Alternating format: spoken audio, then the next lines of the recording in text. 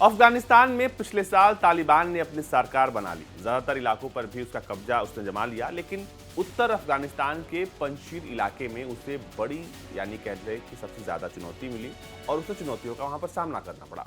वहां पर national resistance front ने उसे कड़ी टक्कर दी और अब एक बार फिर से खबर आ रही है कि अफगानिस्तान में वही पंजशीर इलाका बवाल का केंद्र बन गया है। लेकिन कैसे और क्यों ये खबर आ रही है, ये हम बताने वाले हैं आपको।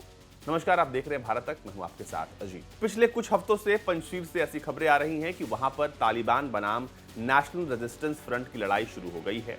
तालिबान ने उन खबरों का हर मौके पर खंडन किया है और अपनी मजबूत सेना को उस इलाके में होने का दावा किया है। लेकिन दावों के मामलों में नेशनल रेजिस्टेंस फ्रंट भी किसी से पीछे नहीं है। कुछ हफ्ते पहले ही कहा गया कि पंजशीर के कई इलाकों पर एनआरएफ ने फिर से अपना कब्जा जमा लिया है। इस बारे में जब इंडिया टुडे ने तालिबान के प्रवक्ता तारिक गजनीवाल से बात की तो उन्होंने उन तमाम दावों को ही गलत बता दिया। उन्होंने कहा कि इस इलाके में कोई लड़ाई नहीं हो रही है, सब कुछ सामान्य है।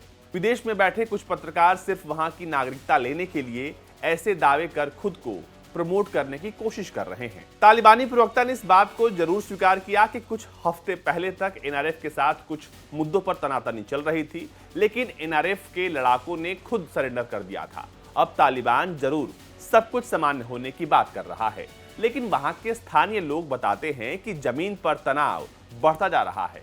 इसकी शुरुआत तो 1 मई को ईद के दौरान ही हो गई थी। असल में तालिबान चाहता था कि ईद का त्योहार 1 मई को मनाया जाए। वहीं पंजशीर में सभी लोगों ने 1 मई को ईद नहीं मनाई बल्कि 2 मई को ईद मनाई। ऐसे में तभी से पहले से जारी विवाद ज्यादा बढ़ गया और एनआरएफ बनाम तालिबान की लड़ाई शुरू हो गई। स्थानीय लोगों के मुताबिक उस घटना के बाद से ही तालिबान खफा हो चुका है। वो पंजशीर में जाकर लोगों को कस्में दिलवा रहा था कि कोई भी एनआरएफ के साथ नहीं जाएगा।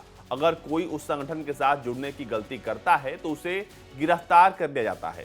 पंजशीर के एक अखबार के मुताबिक तो तालिबान भी क्रूरता की हदें पार करते हुए कुछ दिन पहले ही उसने 2 बच्चों को गोली मार दी थी। कारण सिर्फ ये रहा था कि वो दोनों बच्चे उस गांव से आते थे जहां से एनआरएफ ने तालिबान के खिलाफ अपनी मुहिम की शुरुआत की थी। जानकार बताते हैं कि तालिबान इस समय पाकिस्तान के आकाओं के इशारे पर काम कर रहा है।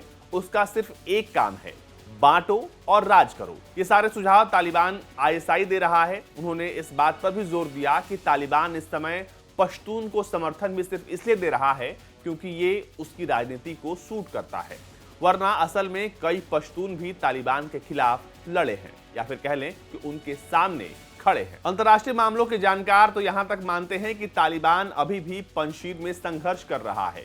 उनकी माने तो तालिबान हर बार इस इलाके में घुसने की कोशिश करता है, लेकिन एनआरएफ उसे हमेशा धकेलने में कामयाब रहता है। उन्होंने अपने सूत्रों के हवाले से बताया है कि कुछ दिन पहले ही पंजशीर में 100 से ज्यादा तालिबानों को मारा गया है। उन सभी पर एनआरएफ ने तय रणनीति के तहत हमला किया। ऐसे तमाम हमलों की वजह से तालिबान मुख्य घाटी से आगे नहीं बढ़ पा रहा है और पंजशीर बनाम तालिबान की लड़ाई जारी है और संघर्ष चल रहा है।